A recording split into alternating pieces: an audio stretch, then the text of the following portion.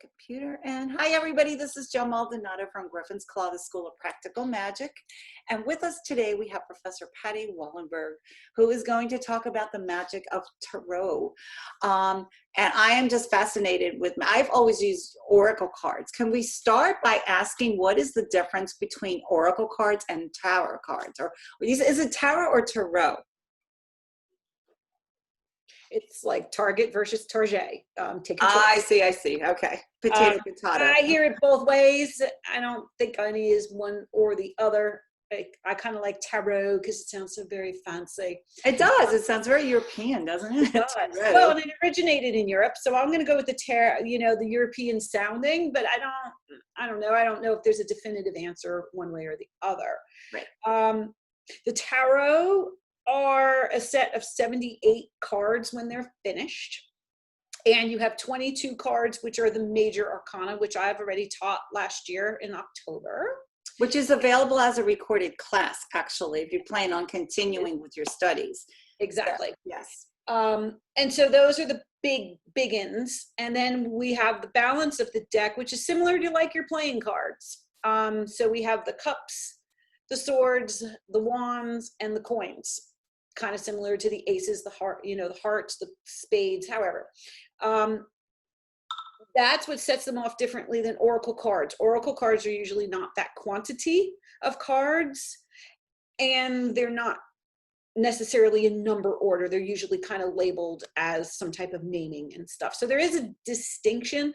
Both are used for predicting, all depending on what you're comfortable with. The messages maybe in oracle cards could be a lot more deep, a lot more expansive than what you would get in tarot. Tarot's kind of standard no matter what kind of deck you use, that kind of thing. Does that kind of help?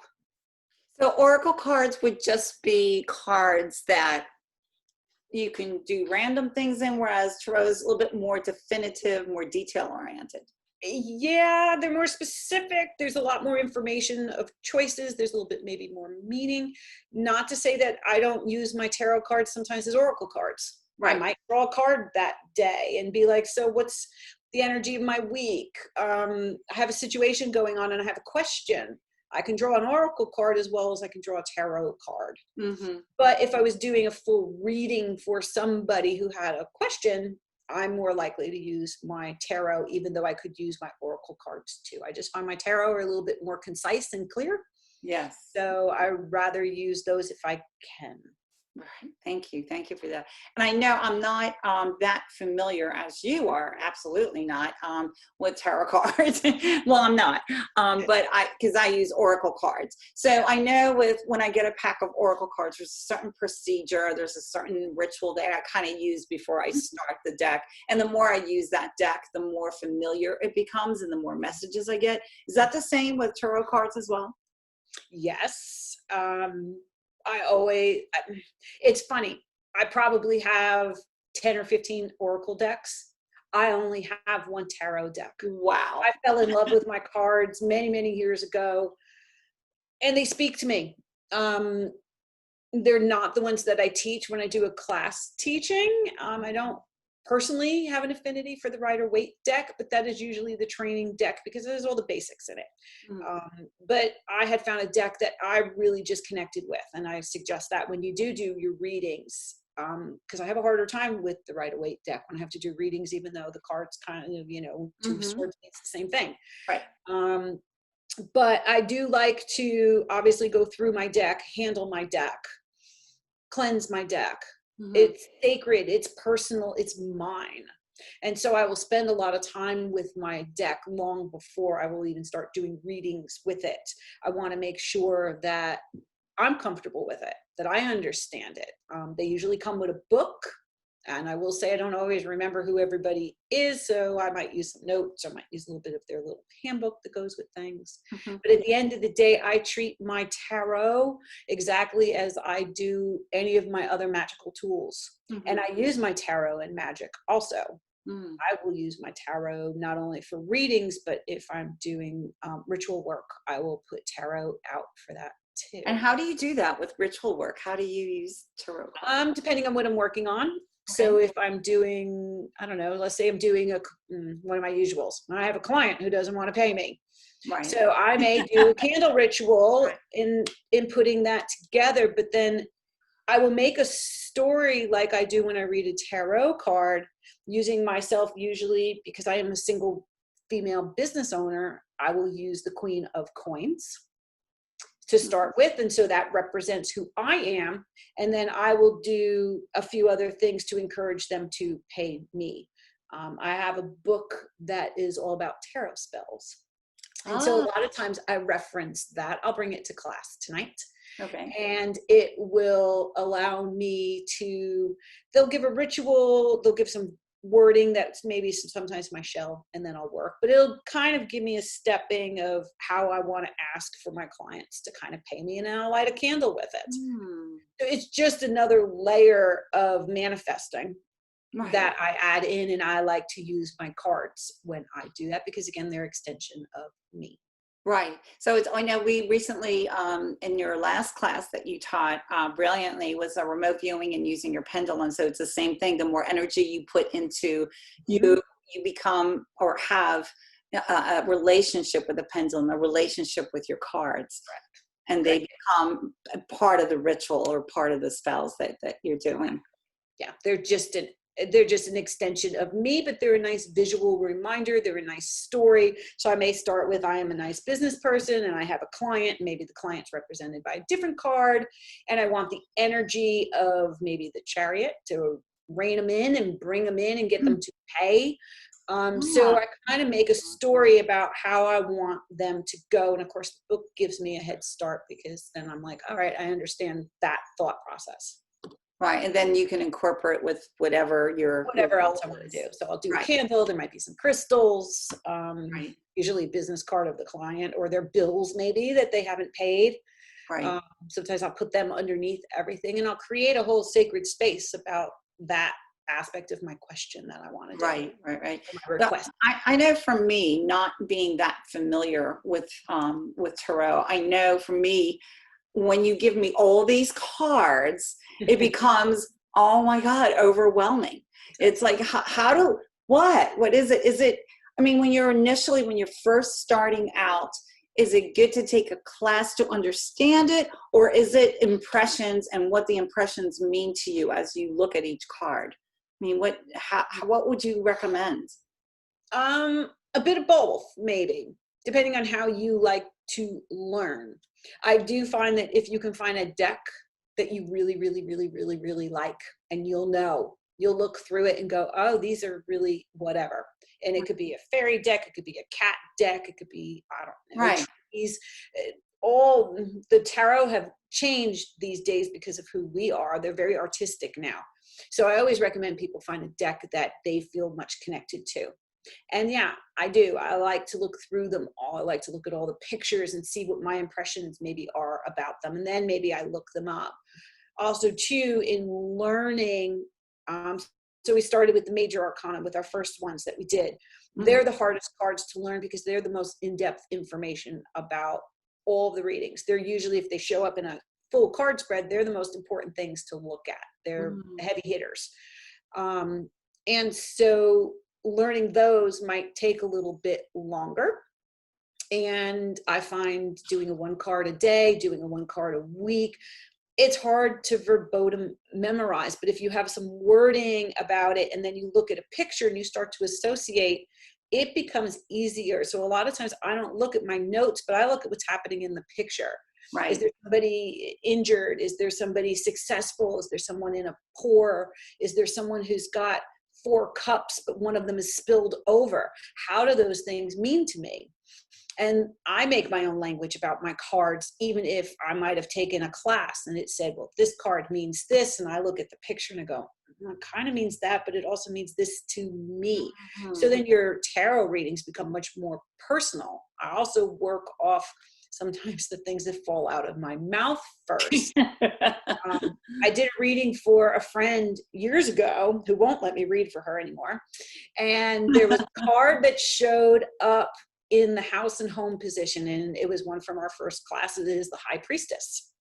And the high priestess is usually about intuition, but it's also a fertility card. So I know her. So I look at her and I go, I don't really know what's happening in your house, but my first words were, someone's pregnant.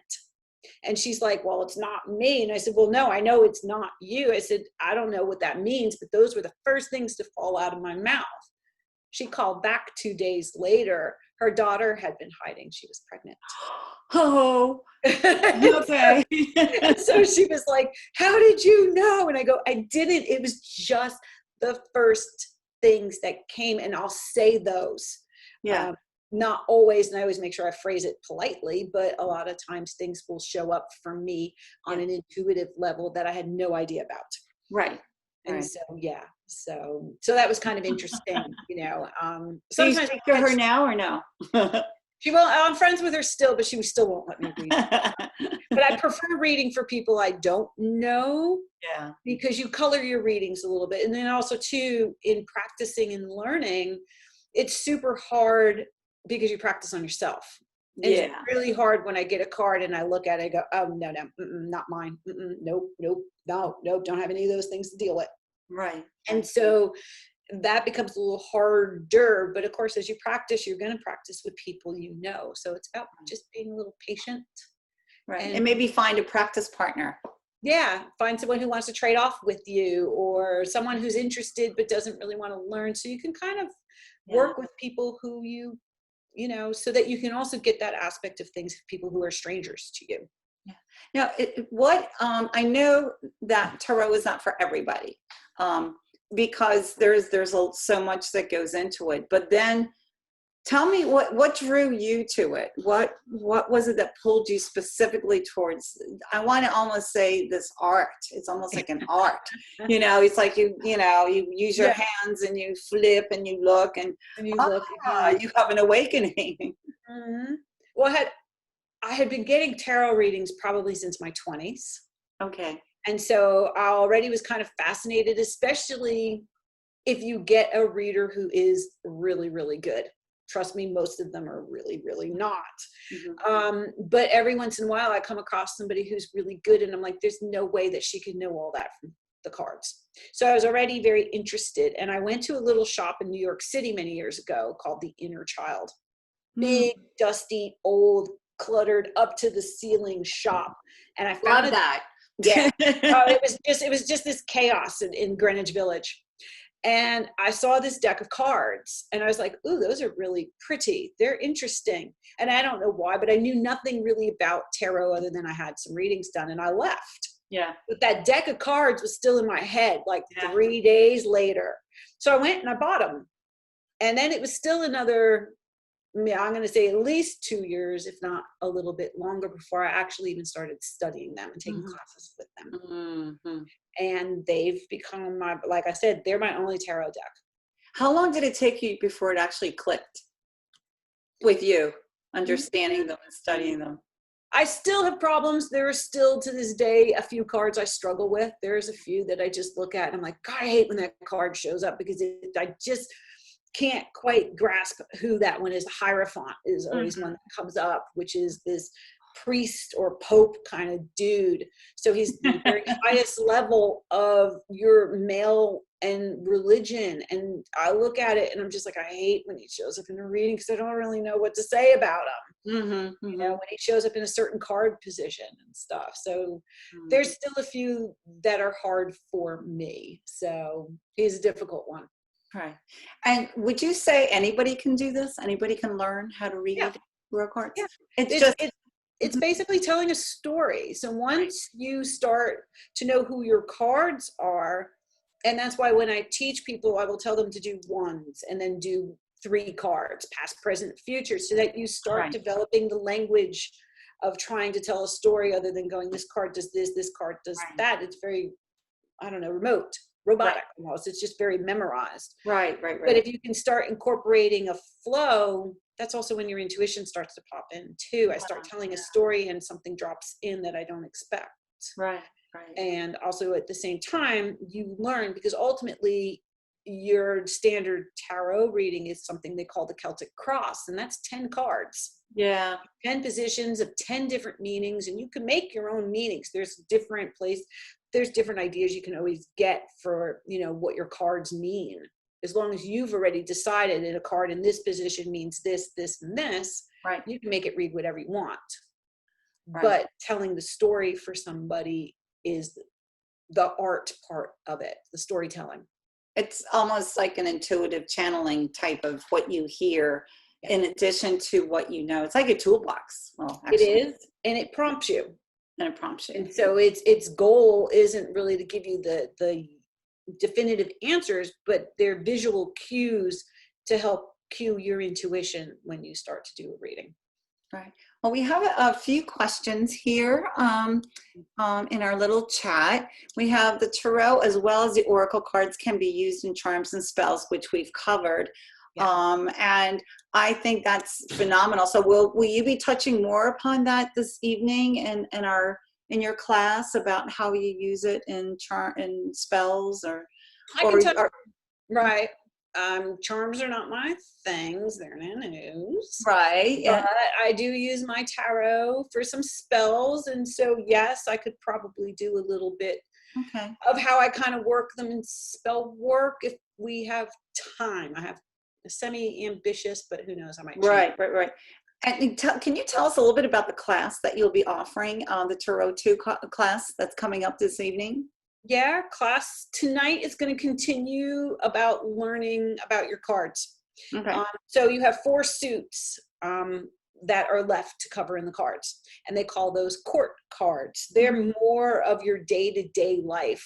They're more of your mundane life. It's about earning a living, having heartbreak, having parties, getting along with your friends, having relationships. They're kind of the very mundane aspects of life. So we're going to cover 2 out of the 4 tonight. Okay. And not as wordy and as lengthy. The meanings of these are a little bit less intensive than what we did in the major arcana. So it should go a little bit faster. So I am a little ambitious because you've got 13 cards and 13 cards, starting with the ace, like you would in a playing card, going all the way up to the king. Right. So, but again, they're kind of a little less intense. There's not quite as much knowledge that needs to be learned with those, because they're basically just about people making a living in their lives, whether it's an emotional aspect, maybe it's an intellectual aspect. So you cover the cups, which are emotions, the swords, which are your intellect. That's all so important. I mean, I know it's like trivial compared to life and death and pregnancy and, and all that stuff, but I mean, mundane is what makes up your day. It makes up your day, and it fills in the rest of the cards. Not that you can't do a card reading with your whole major, but these fill in the day-to-day. These are the basics, but they're also still a very large part of your reading. I wouldn't negate them by any means. It just makes your reading more fuller and more to life. I was just going to say, and they complement those other cards that we already learned, which again, everybody, if anybody knows nothing about tarot and would like to learn, we do have that as a recording. That's our first class. And then tonight's class will be recorded as well. For those that want to continue on. So next we have Raider Waite has never resonated with me either. What are your thoughts on having to be gifted your first deck? I had not heard this until recently. Do you just not read until someone decides to give you one?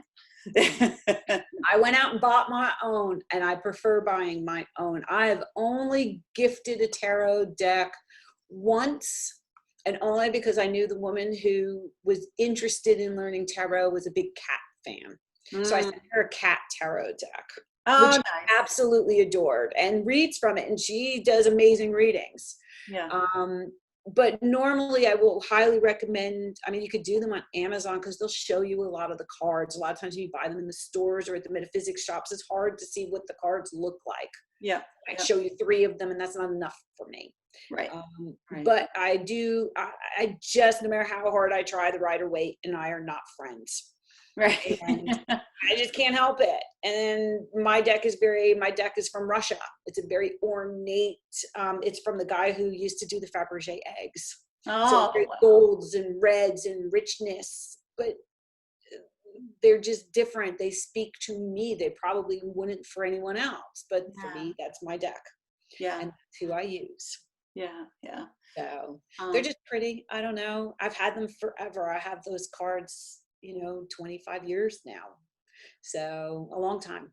so the next question in that was, do you just not read until someone decides to give you one? So no, you go out and you look and see what resonates with you. Is that what you're saying? Yeah, absolutely. And there are people I know who have multiple decks. Okay. So I have a friend who does readings. She has at least 4 or 5 decks. She might be in a mood one day and go, I want to work with that one. Or you might sit down in front of her and she might get something from you and go, oh yeah, I need to read that deck for her. So just because you have one deck that you've bought yourself doesn't mean you can't accept a gift. Someone might get you something you like better. Mm-hmm. And there's no reason why you can't have more than one deck. Right. Right. It may be, someone needs a harder answer. So maybe you use a more forceful deck in pictures and viewing versus someone who is really gentle and kind. You might use a little, like a little fairy deck or somebody. Interesting. So that would also kind of complement what you were talking about, and between feng shui and remote viewing, and and in the energy of the deck and what the energy of the deck brings to you. And that's an excellent point. I think like your deck from Russia is probably a lot stronger than my Doreen Virtue deck with unicorns. It's, I don't know, maybe it's not, maybe unicorns have it with the horn, I don't know, but it's I understand what you're saying. It makes so much sense to me. If you just find it helps your intuition, because that's all they are. They are tools to access your intuition. But if you can get a deck that really, really, really speaks to you, you're halfway home in learning it. It becomes an easier process to learn, because when I look at my pictures on my card, I know immediately what that means. It's hard to memorize 78 cards and memorize them. Yeah. But if I can get a clue off my image, like I have a card in there for the 3 of Swords. Sadly, it's one of my faves, but it's a heart being pierced by 3 swords. I know that's the heartbreak card. Yeah. I know that you've had romantic problems of some sort just based on looking at a card that has swords in it. And the swords don't necessarily mean heartbreak with a love relationship. It could be a relationship with a family member, a friend, whatever. Well. Yeah. And then it's nuanced by the positioning of where it is in the card reading. Yes. So when you do a card reading, if you're doing a past, present, future, it means something different depending on where it is. Where it's love, yes. You could be moving, if it's in the past, you might be moving from a relationship, depending on what your present card looks like. Yep. But if it's your future card, then I need to look at the 2 cards that come before it, because whoever you're dealing with is not going to be doing you good. And it doesn't always have to be a lover or that kind of thing. They can always be somebody else. Right. And then same thing in a 10 card spread, each position means something. So depending on where it shows up, because there is past and present and future in a bigger card reading too, it's just a little different. So again, more information. It's like a dance. It's a relationship. It's an orchestra of how each note is put together to make a tune. I love that. I love that. I prefer choosing my own. The connection starts there for me. Yes. I have several, and they all call me at different times. Rebuying versus gifting, and not being limited to one deck. So it was just a comment on that. Thank you. But you can't have 50 decks if you like 50 decks. Like I said, I have piles of oracle cards. Yeah. But I do seem to find that really nothing else in tarot has spoken to me. Yeah. Yeah. But it's again the particular reading and the relationship to that. And so I'm hoping that we can continue on. So not just with the class this evening, which will give us a little bit more, but with the 3rd class that we have in the fall. Which is going to be, what is that one going to be, the one in the fall? Is that?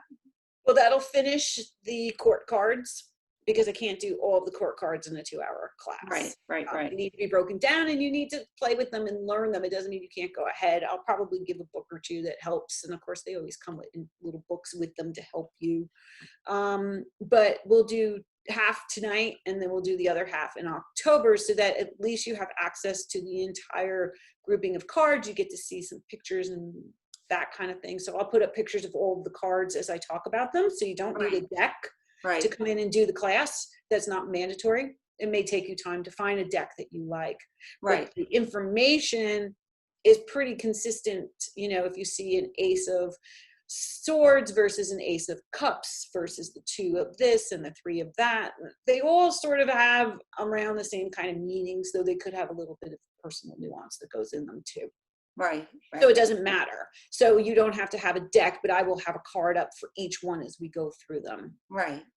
But if we have our own cards, we can certainly give it a shot. You can certainly bring them with, because we'll do a little practice afterwards, you know, whether it's a 1-card draw, a little 3-card past, present, future, just to kind of get you understanding how the stories develop.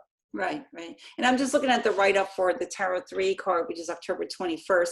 And that is, it covers the Pentacles and Wands, to add more depth to the reading and incorporating the remaining cards and learning how to do a 12 card. So that puts everything together. It's intimidating, but it does put everything together. And I think it's nice to see how a full card reading gets done. Right. I do too. I agree with you. You know, because it's kind of nice to know what the goal is when you're done. So. Right. And so I don't know, does anybody else have any questions that they like to type into the chat for Patty? And if not, we're going to stop recording and then open up the mics for everybody so we can chat a little bit more about the cards and you know, how to get through learning this, because I'm excited. I want to know how to do it, because I think you touched home when you said it gives more dimension. It gives more of a concise answer. And here I am pulling, you know, oracle cards and tarot cards also, you know, to get past, present, future read. But they always add to my reading. If I'm doing a reading for somebody, I always grab one, and it may not make sense to me, but it totally makes sense to the person that's receiving the reading. And I think that's what's really important. So thank you, everybody. This is the end of the recording, and we're just going to go live in our mics now, and stay tuned.